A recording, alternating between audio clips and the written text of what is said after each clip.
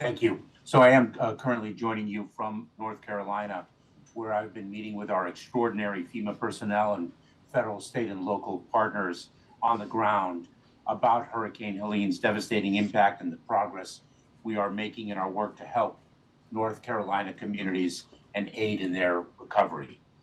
Before I share an update on the situation here in North Carolina, I'll provide you an update on Hurricane Milton, which last night made landfall as a Category 3 storm near Siesta Key, Florida, following a day of heavy rain and at least 27 tornado touchdowns. Our hearts break for the Floridians who have lost so much. I was briefed earlier by FEMA Administrator Criswell, who's on the ground in Florida, as Karine noted, along with more than 1,000 FEMA personnel. There is significant water and wind damage across central Florida. As of this morning, over 3 million customers are without power. Structures have been severely damaged or collapsed. And tragically, we know that lives have been lost. We are praying for them and their loved ones. Right now, search and rescue is our highest priority, and we are also praying for those who are unaccounted for and for their safe return.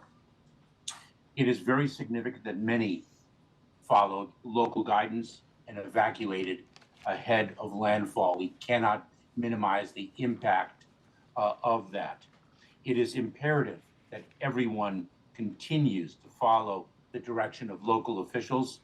Milton may have passed, but the danger it poses has not. Downed power lines, flood waters, non-potable drinking water, and debris are creating deadly conditions. Keep listening to local officials and shelter in place until it is safe, if told to do so. Only use generators when and where it is safe to do so. People can find more tips on staying safe after a storm on the FEMA app or by visiting ready.gov. In the lead up to Milton, our administration made robust preparations for the storm. President Biden approved emergency declarations for the state of Florida and for the Seminole tribe of Florida days before the storm made landfall to provide full federal support for the response.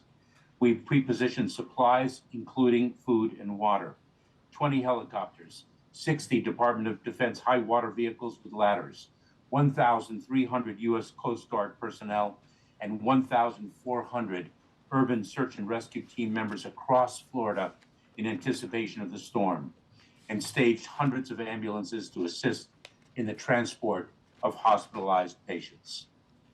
Today, FEMA is joining the state to begin damage assessments to ensure Floridians have what they need. FEMA and our federal partners, including the Department of Defense and the United States Coast Guard, are already working closely to support the state of Florida in a comprehensive, coordinated response to the storm.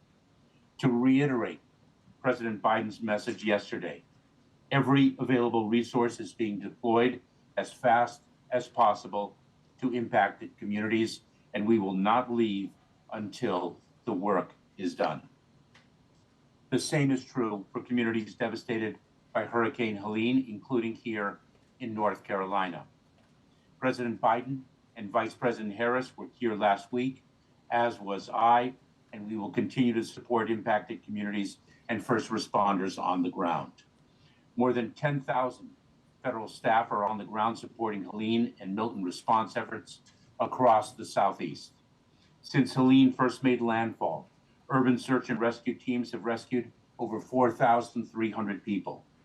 From a peak of 5.1 million customers without power, we have helped restore power for more than 5 million of them. And we are restoring more every day. We have helped quickly restore cell phone service across the region. At its peak, 3.4 million customers were without service. We have restored service now to more than 3.2 million of them. We have delivered more than 17.2 million meals and more than 13.9 million liters of water. We have helped get over $350 million in assistance out to Helene survivors, with millions more going out every day. All this and much more. These first responders and their state and local partners are doing truly heroic work in extremely difficult circumstances. We are all immensely grateful for their extraordinary, selfless service. The weeks since Hurricane Helene first made landfall have been devastating and difficult, but I want to be clear.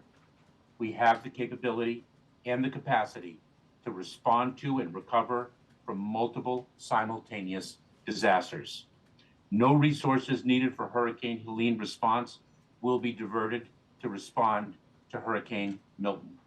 We have made it clear we will be there for every impacted community every step of the way. Thank you. Thank you, Mr. Secretary. We'll go to questions.